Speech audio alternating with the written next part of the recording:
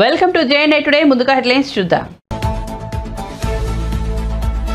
షర్మిల కాంగ్రెస్ లో చేరికపై జగన్ పరోక్ష వ్యాఖ్యలు. కాకినాడ సభలో జగన్ సుదీర్ఘ ప్రసంగం. పొత్తులు పెట్టుకుంటారు, కుటుంబాలను చీల్చుతారని ప్రతిపక్షాలపై విమర్శలు.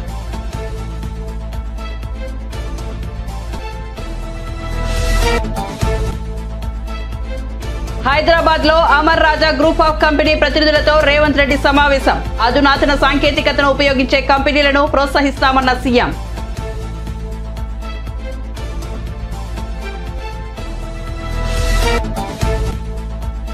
వైసీపీ సీనియర్ నేత ఎమ్మెల్సీ రామచంద్రయ్య కూడా అధికార పార్టీకి గుడ్ బై. నారా చంద్రబాబును ఆయన నివాసంలో పసుపు కండువా కప్పుకున్న వైసీపీ కీలక నేతలు.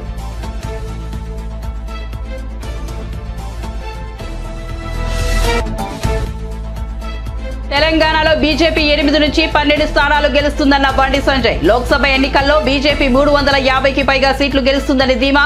తెలంగాణ ఆర్థిక పరిస్థితి బాగాలేదని వెల్లడి.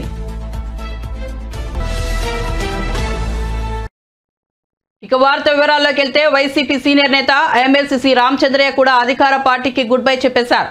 అయితే ఆయన జగన్ సొంత ఇలాకా కడప జిల్లా కీలక నేత కావడం గమనార్హం. బుధవారం నాడు టీడీపీ అధినేత నారా చంద్రబాబును ఆయన నివాసంలో రామచంద్రయ్య కలిసి పసుపు కండువా కప్పుకున్నారు. ఈయనతో పాటు వైసీపీ కీలక నేత ఎంపీ విజయసాయిరెడ్డి, బావమర్ది ద్వారకనాథ్ రెడ్డి, పలువురు కడప జిల్లాకు చెందిన కీలక నేతలు సైకిల్ ఎక్కేశారు. చేరికకు ముందు రామచంద్రయ్య మీడియాతో మాట్లాడుతూ టీడీపీలో చేరేందుకు పార్టీ కేంద్ర కార్యాలయమైన ఎన్టీఆర్ భవన్ కు వచ్చినట్లు ఆయన మీడియాకు తెలిపారు. ఆంధ్రప్రదేశ్ మళ్లీ కోలుకోలేని విధంగా ఏపీని జగన్ అప్పులు పాలు చేశారన్నారు. ప్రజల చర్మం వల్చి పన్నులు కట్టిస్తే తప్ప జగన్ చేసిన అప్పులు తీరవన్నారు. రాష్ట్ర ఆర్థిక పరిస్థితిపై జగన్ కు చెప్పినా వినే పరిస్థితి లేదన్నారు.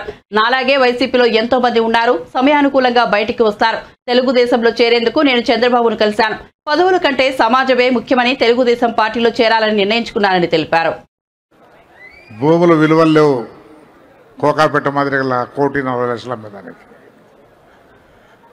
ప్రతి ఒక్కరి చర్మం ఒలచబడుతుంది. పన్నులు వసూలు చేస్తే కానీ డబ్బులు రావు. మరి ఎట్లా చేస్తారో మహానుభావుడు చంద్రబాబు నాయుడు గారు. అయితే ఆయనకు ఆ కెపాసిటీ ఉంది. నేను చూసిన ఆయనతో సహవాసం చేసి చూసిన ఆ కెపాసిటీ ఆయనకు ఉంది. కాబట్టి అటువంటి కెపాసిటీ ఉండే వ్యక్తి రావాల్సిన అవసరం చాలా ఉంది. అంతేగాని అతన్ని ఎక్కువగా నేను పొగట్టంలే. అతని అవసరం ఈ రాష్ట్రానికి ఇప్పుడు చాలా చాలా అవసరం ఉంది. లేకుంటే రాష్ట్రము ఏ పాలైపోతుందో భయంకరం, ఊహించుకునే దాన్ని కూడా భయంకరం ఉంది. అదొకటి. రెండవది, పాలన అనేది కొన్ని సిస్టమ్స్ పైన ఆధారపడింది. ఆ సిస్టమ్స్ ఉంటే కన్నా పాలన జరిగిపోతూ ఉంటుంది. కానీ రాష్ట్రంలో ఆ సిస్టమ్స్ అన్నీ నాశనం అయిపోయినాయి. ఇప్పుడు ముఖ్యమంత్రి పదవి అది లగ్జరీ పోస్ట్ కాదు. ముఖ్యంగా ఈ టైంలో చాలా భయంకరమైన పోస్ట్ అది. మరి చంద్రబాబు నాయుడు గారు ఎట్లా చేస్తారో కానీ ఈ సిస్టమ్స్ అంతా రెస్టోర్ చేసి మళ్ళా మీకు అనుగుణంగా పరిపాలన ఇవ్వాలంటే ఒక పక్క నిధులు సేకరించాలా, ఒక పక్క ఈ అరాచక పాలన పక్కన పెట్టేయాలా. ఈ అరాచక పాలనలో కొన్ని వర్గాలు చాలా లాపైనాయి. వాళ్ళంతా మళ్ళా విజృంభిస్తారు. అది కూడా కొంత కంట్రోల్లో పెట్టుకోవాలా. చాలా కంట్రోల్ చేసుకోవాల్సిన అవసరం ఉంది. దాడి జైబీర్ అందరూ కూడా తెలుగుదేశం పార్టీలోకి వచ్చారు. వారికి కూడా ఒకప్పుడు శాసన మండలిలో ప్రతిపక్ష నాయకుడిగా పనిచేసిన అనుభవం ఉంది. అలాంటి నాయకుడిలో తెలుగుదేశం పార్టీకి రావడం మనస్ఫూర్తిగా వారికి స్వాగతం పలుకుతున్నాను. రాయచోట్ నుంచి గడికోట ద్వారకనాథ్ రెడ్డి గారు, ఆయన కూడా ఎమ్మెల్యేగా పనిచేసిన అనుభవం, ఒక రాజకీయ కుటుంబం, ఒక రాజకీయ చైతన్యం కలిగిన కుటుంబం కూడా ఆ కుటుంబం. అలాంటి ద్వారకనాథ్ రెడ్డి గారు పార్టీకి రావడం, అది కూడా కడప జిల్లా రాయచోట్ నుంచి రావడం చాలా సంతోషం. వారిని కూడా మనస్ఫూర్తిగా సాదరంగా పార్టీలకు ఆహ్వానిస్తున్నాను. వీరు కాకుండా మీరు చూస్తే అనంతపూర్ నుంచి డాక్టర్ రాజీవ్ రెడ్డి, యువకుడు, ఉత్సాహవంతుడు, సామాజిక సేవ చేయాలంటే స్పృహ ఉండే వ్యక్తి. అలాంటి వ్యక్తి ఆయన కాకుండా కొన్ని వందల మంది మైనారిటీ సోదరులందరూ వచ్చారు. అందరికి కూడా పేరు పేరున పార్టీలకు స్వాగతం. రెండో పక్కన మీరు ఒక్కసారి ఆలోచిస్తే అభివృద్ధి బాగా కుంటుపడిపోయింది. వారు ఒక మాట చెప్పిన దాని ప్రకారం 75 సంవత్సరాలుగా అభివృద్ధి చేసిన వ్యవస్థల్ని ఒక ఇన్స్టిట్యూషన్ బిల్డప్ చేయడం చాలా సమయం పడుతుంది. దాన్ని ఇమ్మీడియట్గా విధ్వంసం చేయడం చాలా ఈజీ. అదే జరిగింది ఈరోజు. ఒక్క వ్యవస్థ కాదు, ఒక రోడ్ల వ్యవస్థ అధ్వానమైన పరిస్థితి, ఒక అగ్రికల్చర్ వ్యవస్థ ఎక్కడికి పోయిందో మనకే అర్థం కాదు, దాని అడ్రస్ కూడా లేదు. ఒక వెటనరీ కానీ, ఇంకో పక్క ఒక విద్యా వ్యవస్థ కానీ, వైద్యం కానీ అన్ని కూడా దెబ్బతినే పరిస్థితికి వచ్చాయి. అంటే ఎప్పుడు కూడా వ్యవస్థలో పర్ఫెక్ట్గా ఉండి ఆ వ్యవస్థలు నడిపించే వ్యక్తులు సమర్థవంతమైన వ్యక్తులుంటే దాని ఫలితాలు సామాన్య ప్రజానీకానికి అంతాయి. ఈరోజు మీరు చూస్తూ ఉంటే స్కూల్ బిల్డింగ్లు రంగులేయడం అభివృద్ధి కాదు, ఆ విషయం మీరు గుర్తుపెట్టుకోవాలి. అందులో చదువుకున్న విద్యార్థి మేధావిగా తయారై బ్రహ్మాండమైన ఉద్యోగం వస్తే అదే నిజమైన విద్యాభివృద్ధి. అది తెలుగుదేశం పార్టీ చేసిన విధానం. ఈరోజు వీళ్ళేం చేస్తున్నారు? రంగులు కొట్టి పై మెరుగులు దిద్ది ఇదే నిజమైన అభివృద్ధి అని గొప్పలు చెప్పుకుంటున్నారు.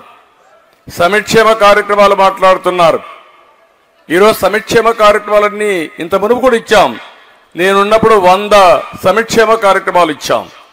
అన్ని కార్యక్రమాలు రద్దు చేసి కడాన ఒకప్పుడు స్కాలర్షిప్లు 16 లక్షలు 18 లక్షలకు ఇస్తే ఇప్పుడు విద్యా దీవెన అనే పేరు పెట్టి 10 లక్షలు కుదించి దానికి బటన్ నొక్కి వాళ్ళ పేపర్లో ఫుల్ అడ్వర్టైజ్మెంట్ వేసుకుంటే ఇది అభివృద్ధి కాదు. పిల్లలు చదువుకోలేరు. ఈ రాష్ట్రంలో చదువుకోవాలి అనుకునే ప్రతి ఒక్క విద్యార్థికి అవసరమైతే పోస్ట్ గ్రాడ్యుయేషన్ కాదు, విదేశాల్లో కూడా చదువుకునే అవకాశం కల్పించినప్పుడే నిజమైన విద్యాభివృద్ధి. అదే తెలుగుదేశం పార్టీ చేశాం. విదేశీ విద్య కింద తెలివైన పిల్లలకి 15 లక్షల రూపాయలు ఆర్థిక సహాయం చేసిన పార్టీ తెలుగుదేశం పార్టీ అని చెప్పి నేను మీకు తెలియజేస్తున్నా. ఈ వ్యవస్థే కాదు, ఇటీవలే మనం చూస్తే భయంకరంగా ఎమ్మెల్యేలు ట్రాన్స్ఫర్లు చేసేస్తున్నారు. నా జీవితంలో నేను ఎప్పుడు కూడా ఇది వినలేదు. ఒక ప్రజా జీవితం అనేది పవిత్రమైంది. రాజకీయాల్లోకి ఎందుకు వస్తారంటే ప్రజలకు మేలు చేయాలి. చంద్రబాబు ప్రభుత్వ హయాంలో జరిగిన అవినీతిని ప్రశ్నించిన జనసేన అధినేత పవన్ కళ్యాణ్ కు కూడా అవినీతిలో భాగస్వామ్యం ఉందని ఏపీ సీఎం వైఎస్ జగన్ ఆరోపించారు. వైసీపీ హయాంలో ఎక్కడ అవినీతి జరగకుండా అవినీతి జరిగిందని ఆరోపించడం అవివేకమని పేర్కొన్నారు. కాకినాడలో బుధవారం జరిగిన బహిరంగ సభలో ఆయన మాట్లాడారు. ఏపీ ప్రభుత్వంపై కేంద్రానికి లేఖ రాసిన పవన్ కళ్యాణ్ చంద్రబాబు అవినీతిపై ఎందుకు లేఖ రాయడం లేదని ప్రశ్నించారు. చంద్రబాబు పవన్ కలిసి 2014లో ఎన్నో హామీలు ఇచ్చి వారి హయాంలో పేదవారికి 3 సెంట్ల భూమి ఇస్తామని హామీ ఇచ్చి 1 సెంటు కూడా ఇవ్వలేదని మండిపడ్డారు. జన్మభూమి కమిటీలకు లంచం ఇస్తే తప్ప పని జరిగేది కాదని విమర్శించారు. రాబోయే ఎన్నికల్లో టీడీపీ జనసేన కుట్ర రాజకీయాలకు పాల్పడుతుందని, కుటుంబాలను చీల్చి రాజకీయాలు చేసే అవకాశం ఉందని పేర్కొన్నారు. ప్రజలు అప్రమత్తంగా ఉండి వారి కుట్రలను తిప్పికొట్టాలని కోరారు. తమ ప్రభుత్వ హయాంలో ఎక్కడా లంచాలు లేవని, వివక్ష అంతకంటే లేదని స్పష్టం చేశారు. ప్రతి అక్కకు ప్రతి చెల్లెమ్మకు వారి ఆదాయం పెరగాలి, వారి ఆనందంలో విధి రాత వల్ల అయితేనేమి 6,34,000 మందికి ఆ 1వ తారీఖున గతానికి ఒక్కసారి వెళ్ళమని చెప్పి మిమ్మల్ని అందరినీ కూడా కోరుతా ఉన్నా. మీ బిడ్డ ప్రభుత్వం రాకమునుపు దాదాపుగా 5 సంవత్సరాల కిందట, దాదాపుగా 4.5 సంవత్సరాల కిందటికి ఒక్కసారి వెళ్ళి ఒక్కసారి పరిస్థితి గమనించమని కోరుతా ఉన్నా. అప్పట్లో చంద్రబాబు నాయుడు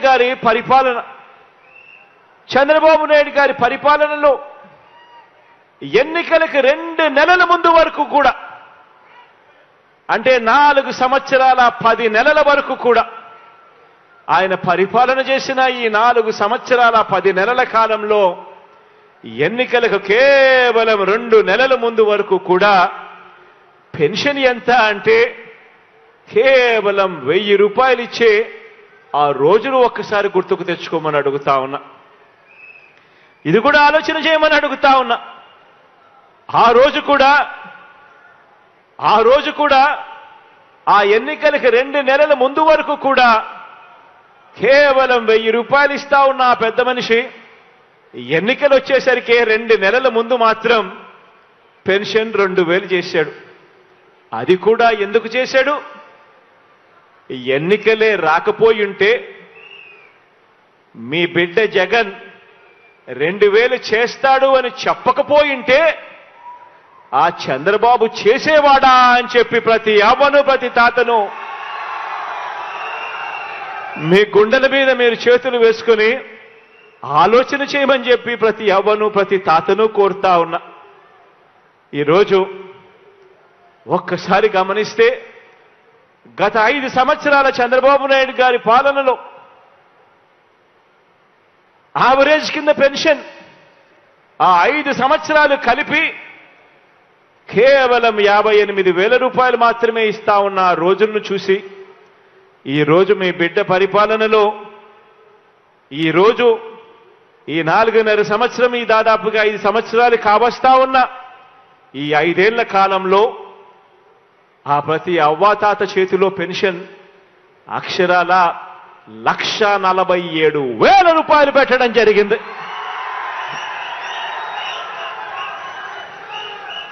వికలాంగులు ఇటువంటి వారిని కూడా లెక్కలో వేసుకుంటే వాళ్ళ చేతుల్లో కనీసం అంటే 1,82,000 రూపాయలు పెట్టడం జరిగింది.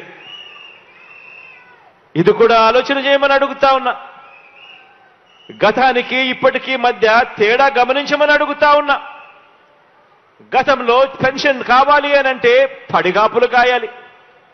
గతంలో పెన్షన్ తేడా గమనించమని అడుగుతా ఉన్నా.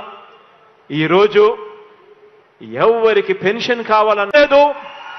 చివరికి ఏ పార్టీ అని చెప్పి కూడా ఎవరు అడగడం లేదు. ఎంతమందికి పెన్షన్లు ఇచ్చేవాళ్ళంటే కేవలం 39 లక్షలు. ఎన్నికలకు 2 నెలలు అధునాతన సాంకేతికతను ఉపయోగించే అమర్ రాజా వంటి కంపెనీలకు ప్రోత్సాహం ఉంటుందని తెలంగాణ ముఖ్యమంత్రి రేవంత్ రెడ్డి హామీ ఇచ్చారు. హైదరాబాద్ లో అమర్ రాజా గ్రూప్ ఆఫ్ కంపెనీ ప్రతినిధులతో బుధవారం జరిగిన సమావేశంలో సీఎం రేవంత్ రెడ్డి, ఐటీ శాఖ మంత్రి శ్రీధర్ బాబు, సీఎస్ శాంతికుమారి, ఇతర అధికారులు పాల్గొన్నారు. ఈ సమావేశంలో అమర రాజాకు చెందిన గల్లా జయదేవ్ కూడా ఉన్నారు. ఈ సందర్భంగా ముఖ్యమంత్రి రేవంత్ రెడ్డి మాట్లాడుతూ రాష్ట్ర పారిశ్రామిక అభివృద్ధిలో అమర్ రాజా కంపెనీది కీలక పాత్ర అన్నారు.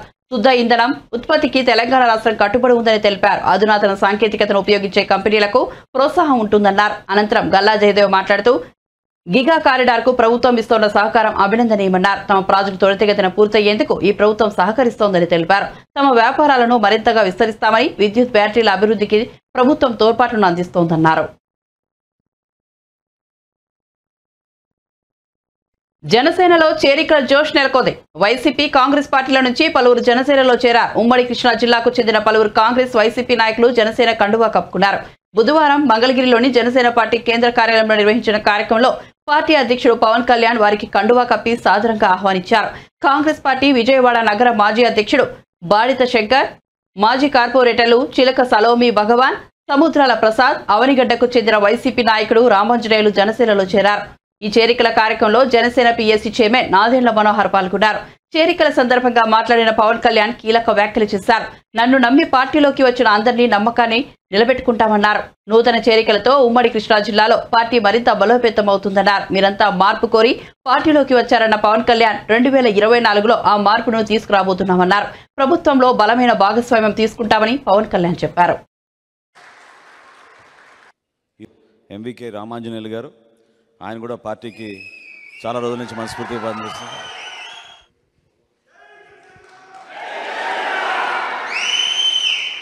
మనస్ఫూర్తిగా మిమ్మల్ని అభినందిస్తున్నాం పార్టీ తరఫున. వెల్కమ్. ఈరోజు పార్టీలో, జనసేన పార్టీలో మీ అందరి సమక్షంలో జాయిన్ అవడానికి వచ్చిన బాడిత శంకర్ గారికి, ఎంవికే రామాంజనేయులు గారికి, చిలక సలోమి భగవాన్ గారికి, సముద్రాల ప్రసాద్ గారికి మనస్ఫూర్తిగా మీ అందరికీ హృదయపూర్వక అభినందనలు.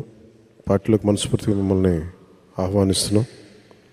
మీ రాక కృష్ణా జిల్లాలో, ముఖ్యంగా విజయవాడ, అవనిగడ్డ నియోజకవర్గానికి మరింత బలోపేతం. ఇది సరైన సమయంలో వచ్చారు.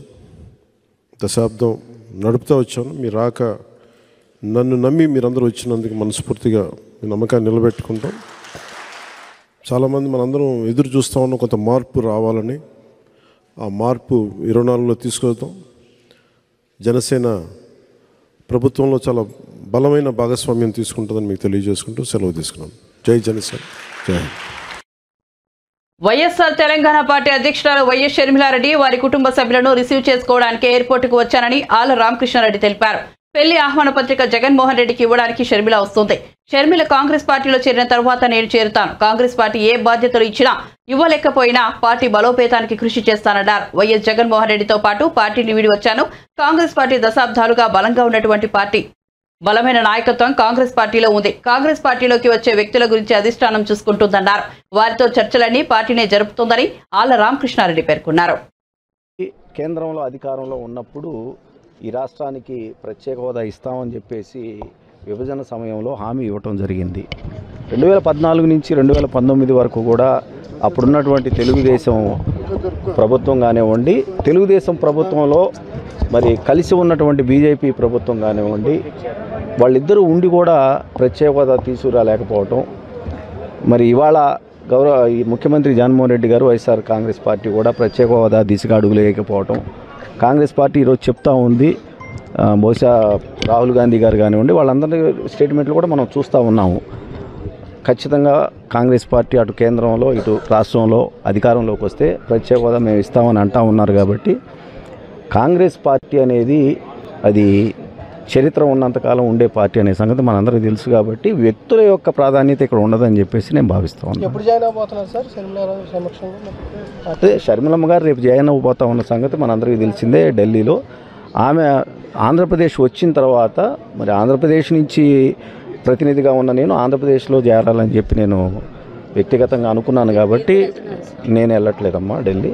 సో షర్మిలమ్మ గారు ఆంధ్రప్రదేశ్ వచ్చిన తర్వాత ఇక్కడ ఉన్నటువంటి పెద్దలు, కాంగ్రెస్ పార్టీ పెద్దలు కానివ్వండి, అదేవిధంగా పిసిసి అధ్యక్షులు గిడుగు రుద్రరాజు గారు కానివ్వండి, వాళ్ళందరి సమక్షంలో జాయిన్ అవ్వాలని చెప్పి నేను అనుకుంటాను. అవి నాకు తెలియదండి, నాకు తెలియదు. లేదండి, నేను అలాంటి పనులు చేసేవాడిని కాదు. ఎవరైనా సరే కాంగ్రెస్ పార్టీలోకి వస్తామనంటే కాంగ్రెస్ స్వాగతిస్తూ ఉంది. కాబట్టి ఎవరు వచ్చినా కూడా కాంగ్రెస్ పార్టీ వాళ్ళని స్వాగతిస్తుందని చెప్పి నేను భావిస్తాను.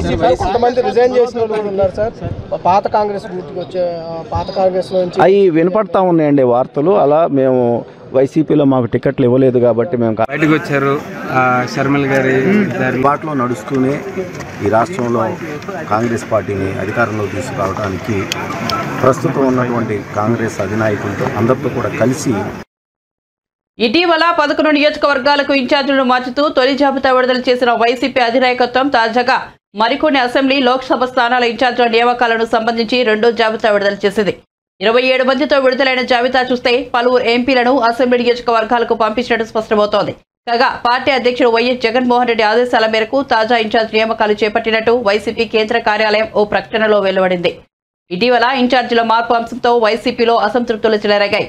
తాజాగా జాబితా నేపథ్యంలో వైసీపీ నేతల స్పందనలు ఎలా ఉంటాయన్నది ఆసక్తికరంగా మారింది. రెండో జాబితా పరిశీలిస్తే మాజీ మంత్రి శంకర్ నారాయణ ఈసారి అనంతపురం ఎంపీ స్థానం నుంచి ఇన్ఛార్జిగా నియమితులయ్యారు. హిందూపురం ఎంపీ స్థానం నుంచి గోరంట్ల మాధవ్కు బదులు పార్టీలో చేరిన జయశాంతకు అవకాశం ఇచ్చారు. అరకు ఎంపీ స్థానం ఇన్ఛార్జిగా కొట్టగుల్లి భాగ్యలక్ష్మి నియమితులయ్యారు. Araku sitting MLA Gotteti Madhavi Araku SP స్థానం నుంచి ఎమ్మెల్యేగా పోటీ చేయనున్నారు. ఎంపీ మార్గాని భరత్రామ్ రాజమండ్రి సిటీ నుంచి ఎమ్మెల్యేగా బరిలో దిగడం ఖరారైంది. రాజమండ్రి రూరల్ ఇన్ఛార్జిగా మంత్రి చెల్లుపోయిన వేణుగోపాలకృష్ణకు బాధ్యతలు అప్పగించారు. కాకినాడ ఎంపీ వంగా గీతను పిఠాపురం అసెంబ్లీ నియోజకవర్గ ఇన్ఛార్జిగా నియమించారు. ముఖ్యంగా మచిలీపట్నం బరి నుంచి ఈసారి మాజీ మంత్రి పేర్ని నాని తనయుడు పేర్ని కృష్ణమూర్తికి అవకాశం ఇస్తున్నారు. మచిలీపట్నం నియోజకవర్గానికి పేర్ని కృష్ణమూర్తిని ఇన్ఛార్జిగా నియమించారు. పేదలను చంద్రబాబు ఎప్పుడైనా పట్టించుకున్నారా అని మంత్రి మేరుగ నాగార్జున ప్రశ్నించారు. బీసీలు జడ్జీలుగా పరికరారని లేఖలు రాసిన చంద్రబాబు కాదా అని చెప్పాలన్నారు. బుధవారం తాడేపల్లిలో మంత్రి మీడియాతో మాట్లాడారు. చంద్రబాబు ఒక పొలిటికల్ బ్రోకర్ అని మంత్రి ఫైర్ అయ్యారు. సీఎం జగన్ పాలనలో ఎస్సీ, ఎస్టీ, బీసీ, మైనారిటీలకు న్యాయం జరుగుతోందన్నారు. అంబేద్కర్ కోరుకున్న పాలన ఏపీలో ఉందని చెప్పారు. గతంలో ఇచ్చిన హామీల్లో ఒక్కదానిపైన చంద్రబాబు నెరవేర్చారా అని ప్రశ్నించారు. ఈ మధ్యకాలంలో ఎటు వీళ్ళు చంద్రబాబుకి ఊడిగం చేస్తూ ఉన్నారు. ఈనాడు కానీ, రామోజీరావు కానీ, లేకపోతే రాధాకృష్ణ గారు కానీ, లేకపోతే నాయుడు గారు కానీ, వీళ్ళంతా ఊడిగం చేస్తారే ఉన్నారు. గుణపాలతో లేపుతా ఉన్నారు, ప్రొక్లైన్ పెట్టి లేపుతా ఉన్నారు చంద్రబాబుని. కొత్తగా ఇంకోటి తయారయ్యాడు బి టీము. ఆమె బీజేపీ పార్టీ అధ్యక్షురాలు. ఉదయం టీడీపీ ఆఫీస్ నుంచి ఒక స్క్రిప్ట్ వస్తుంది, ఆమె స్టార్ట్ చేసింది. బీజేపీకి రాష్ట్ర అధ్యక్షురాలుగా ఉన్నటువంటి పురంధేశ్వరి గారు రోజు జగన్మోహన్ రెడ్డి గారి మీద, మా ప్రభుత్వం మీద, మా పార్టీ మీద విషం కక్కుతూ ఉన్నారు. చివరికి పాపం ఆమెకి ఎక్కడ దాకా వెళ్ళిందంటే ఎస్సీ ఎస్టీల గురించి కూడా, బీసీల గురించి మాట్లాడే పరిస్థితికి ఆమె వెళ్ళింది. ఎస్సీల కోసం మాట్లాడే ఉన్న తల్లి పురంధేశ్వరమ్మా, ఒక్కసారి వెనక్కి వెళ్ళమ్మా. ఎంతమంది ప్రాణాలు కోల్పోయారో కారంచేడులో, నువ్వు ఏమైపోయావమ్మా?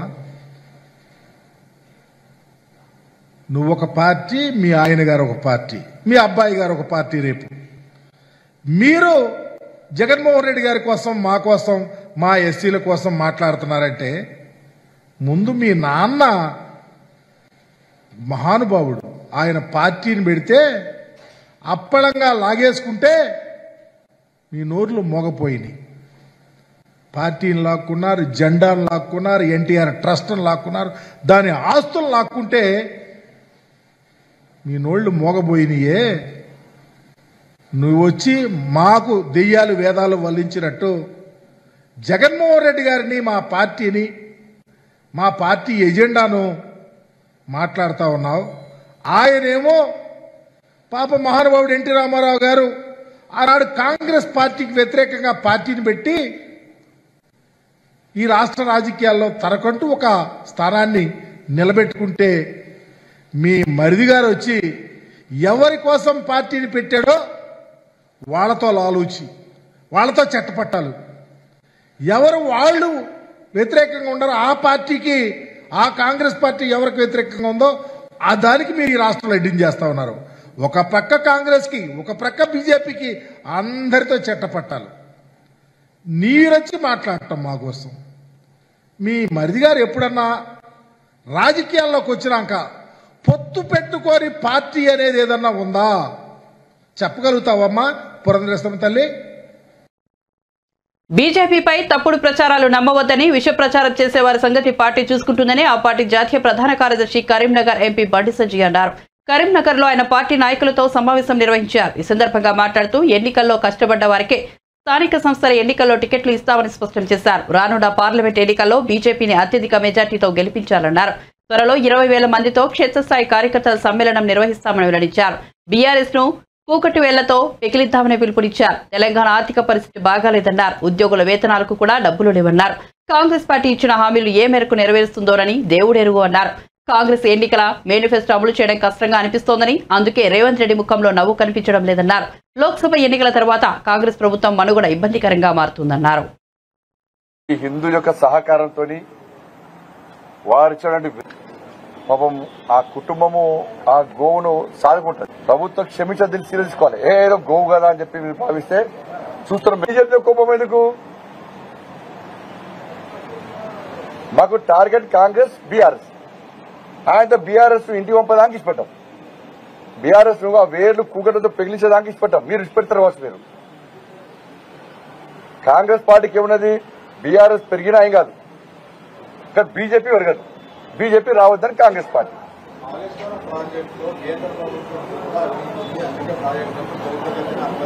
తీయరాదు. అదే మన ప్రభుత్వం సిబిఐకి ఇవ్వరాదు. ఎందుకు మరి? ఇప్పుడు సిబిఐకి ఇవ్వచ్చు కదా, సిబిఐకి ఇవ్వచ్చు కదా అన్న. మరి వాటితో పెకిలించడానికి భారతీయ జనతా పార్టీ సిద్ధంగా ఉంది. ఇప్పుడు అధికారం వచ్చాక కాళేశ్వరం పోగొడుతుంది, మళ్ళీ రీడిజైన్ అంటారు దాని వల్ల. ఇక మళ్ళీ స్టార్ట్ వెళ్ళి ఒక రీజన్ అంటే వాళ్ళు మార్చింది, వీళ్ళు మార్చారు, వీళ్ళు మార్చింది, ఇప్పుడు వీళ్ళు మారుస్తారు. కాబట్టి దయచేసి మళ్ళా కాంగ్రెస్ పార్టీ నాయకులు విజ్ఞప్తి చేస్తున్నారు. మొన్ననే ప్రభుత్వం ఏర్పడ్డది. మీది ఏర్పడ్డ తర్వాత మీ మీద కోపం ఎవరికి లేదు, నాకైతే కోపం లేదు. ఎందుకంటే ఒక మూర్ఖత్వ పాలన పీడ విరగలేదు అనుకున్నాను. ఆ కుటుంబ రాజ్యం పీకింది అనుకో, పీడ విరగదు అనుకున్నా, కుటుంబ రాజ్యం పీకింది అనుకున్నా. ఇంకా కొన్ని వేర్లు ఉన్నాయి, బీఆర్ఎస్ కొన్ని వేర్లున్నాయి, వాటిని కూకటి వేలతో పెకిలించడానికి భారతీయ జనతా పార్టీ సిద్ధంగా ఉంది. కానీ మీరు మొన్ననే ప్రభుత్వం ఏర్పాటు చేసేవాడి మేము కూడా సమన్వయంతో ప్రశాంతంగా మేము సహకరించే ప్రయత్నం చేస్తామని చెప్పినాం. జనసేన అధినేత స్టార్ హీరో పవన్ కళ్యాణ్ కు అరుదైన గౌరవం దక్కింది. ఉత్తరప్రదేశ్ లో ప్రతిష్టాత్మకంగా నిర్మిస్తోన్న అయోధ్య రామ మందిర ప్రారంభోత్సవానికి రావాలని పవన్ కళ్యాణ్ కు ఆహ్వానం అందింది. ఈ మేరకు ఆర్ఎస్ఎస్ ప్రాంత సంపర్క్ ప్రముఖ్ ముల్లపూడి జగన్ ఆహ్వాన పత్రికను పవన్ కు అందించారు. కాగా ఈ నెల 22వ తేదీన అయోధ్య రామ మందిరంలో ప్రాణ ప్రతిష్ఠ కార్యక్రమం జరగనున్న విషయం తెలిసిందే. ఈ వేడుకకు దేశ విదేశాల నుండి ప్రముఖులు హాజరు కానున్నారు. ప్రతిష్టాత్మకంగా చేపడుతున్న ఈ కార్యక్రమానికి రావాలని శ్రీరామ జన్మభూమి క్షేత్ర ట్రస్ట్ ప్రముఖులకు ఇన్విటేషన్లు పంపుతోంది. ఇలాంటి ఈ వేడుకకు రావాలని ఆహ్వానం అందుకుని పవన్ కళ్యాణ్ అరుదైన గౌరవం అందుకున్నారు. కాగా సౌత్ సినీ ఇండస్ట్రీ నుంచి కేవలం సూపర్ స్టార్ రజనీకాంత్, పవన్ కళ్యాణ్ కు మాత్రమే ఇన్విటేషన్లు రావడం గమనార్హం.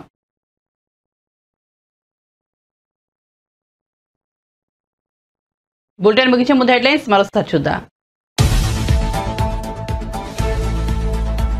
షర్మిల కాంగ్రెస్ లో చేరికపై జగన్ పరోక్ష వ్యాఖ్యలు. కాకినాడ సభలో జగన్ సుదీర్ఘ ప్రసంగం. పొత్తులు పెట్టుకుంటారు, కుటుంబాలను చీల్చుతారని ప్రతిపక్షాలపై విమర్శలు.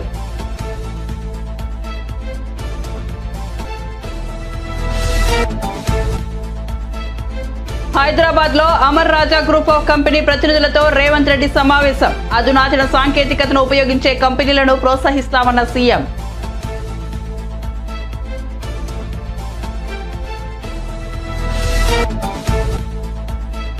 వైసీపీ సీనియర్ నేత ఎమ్మెల్సీ రామచంద్రయ్య కూడా అధికార పార్టీకి గుడ్ బై. నారా చంద్రబాబు నివాసంలో పసుపు కండువా కప్పుకున్న వైసీపీ కీలక నేతలు.